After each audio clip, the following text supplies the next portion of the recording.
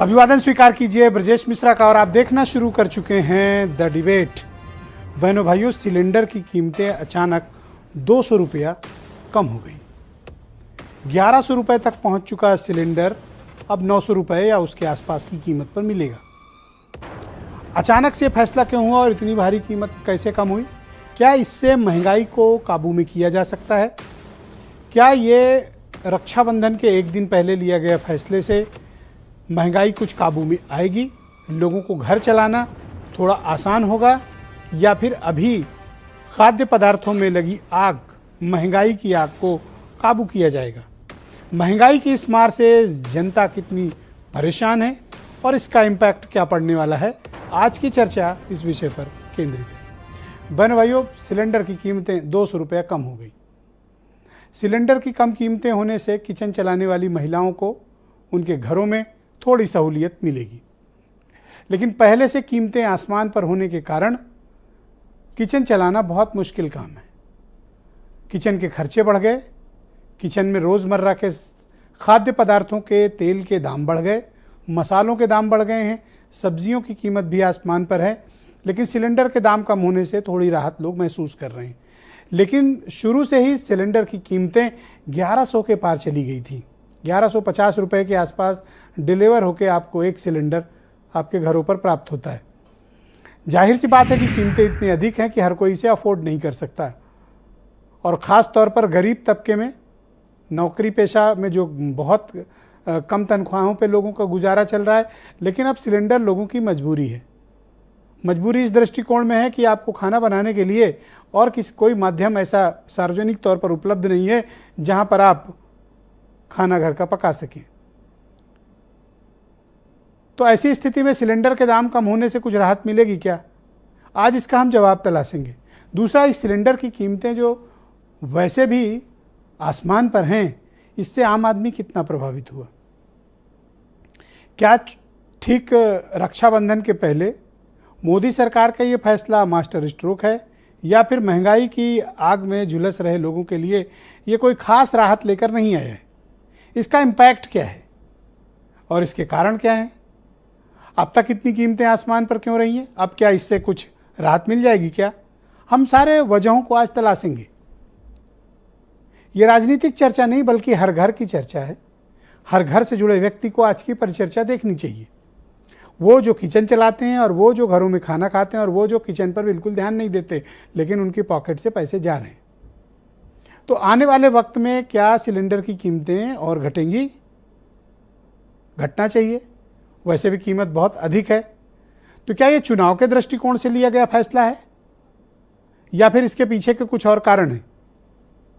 कुछ लोगों का ये दावा है, खासतौर पर ममता बनर्जी का, कि अर्ली पोल एक्सपेक्टेड हैं, दिसंबर में पहले चुनाव हो सकते हैं।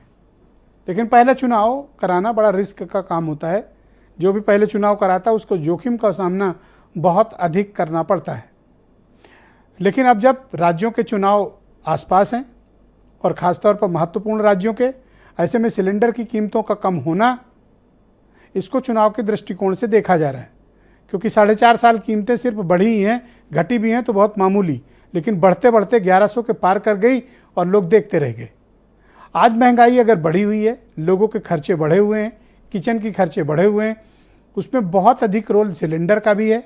बढ़ी कीमतें, खाद्य पदार्थ, तेल, सब्जियां, मसाले, चीनी, इन सब के बढ़े हुए दाम हैं।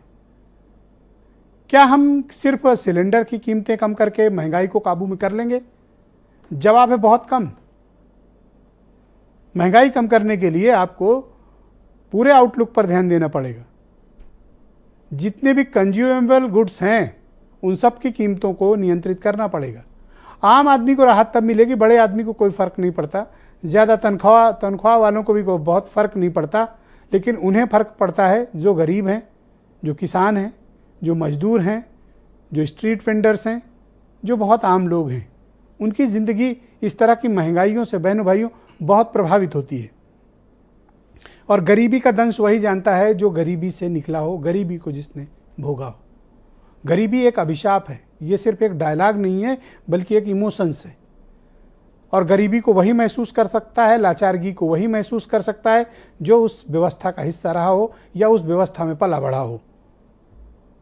गरीबी एक महसूस करने की चीज़ है जो आपको अंदर से झकझोरती है और आपको लाचार बनाती है, और ऐसे में बढ़ती हुई महंगाई आपको तकलीफ भी देती है, लोगों के कॉन्फिडेंस को गिराती है, लोगों की जीवन शैली बदल जाती है, और ये एक गंभीर मामला है।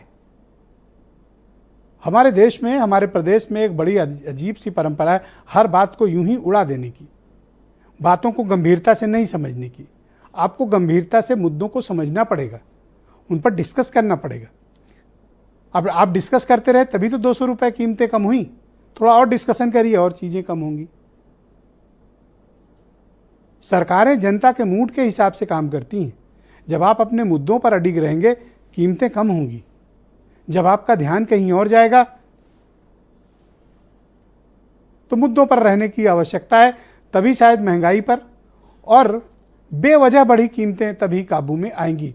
दुनिया में हर जगह, सब जगह यूक्रेन की वॉर के बाद का इफेक्ट भी देखिए, नॉर्मलसी है कुकिंग गैस में, कोई ऐसी आपाधापी नहीं है, लिहाजा कीमतें कम होनी चाहिए।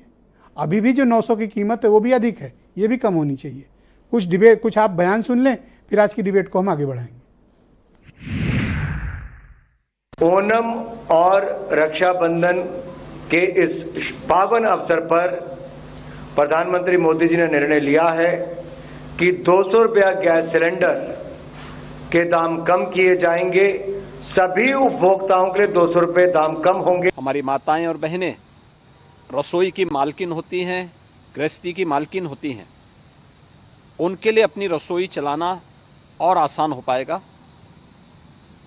मैं प्रदेशवासियों की ओर से प्रदेश के 1,75,00,000 उज्ज्वला योजना के लाभार्थियों की ओर से आदरणीय प्रधानमंत्री जी का आभार व्यक्त करता हूं और केंद्रीय कैबिनेट को इस अभिनंदनीय निर्णय के लिए हृदय से धन्यवाद देता हूं। पहले तो केंद्र सरकार ने जो लगभग 400 से कहां पहुंचा दिए सिलेंडर, और इतने महीनों में अगर 200 रुपए की छूट दे रहे हैं तो नहीं लगता है कि इतना बढ़ा करके लूट की इन्होंने। ये छूट नहीं है, जो इतने दिनों की लूट हुई है उसका हिसाब किताब क्या है। बहुत अच्छी बात है, क्योंकि हम लेडीज के लिए तो भाई घर की चीजों से जरूरी और तो कुछ है नहीं, अगर हमें छूट मिलेगी तो बहुत अच्छी बात है। बहनों भाइयों, आज की परिचर्चा को आगे बढ़ाते हैं। संजय चौधरी उत्तर प्रदेश में भारतीय जनता पार्टी के प्रवक्ता हैं। प्रदीप सौरभ जी जाने माने पत्रकार हैं, मुझे दिल्ली स्टूडियो से ज्वाइन कर चुके हैं। मनीष सिंधवी उत्तर प्रदेश में कांग्रेस कमेटी के प्रवक्ता हैं, ये नए रोल में हैं। पहले ये प्रोफेसर हुआ करते थे, अभी भी हैं, बट इन्होंने कांग्रेस ज्वाइन कर ली और इनको प्रवक्ता बनाया गया है।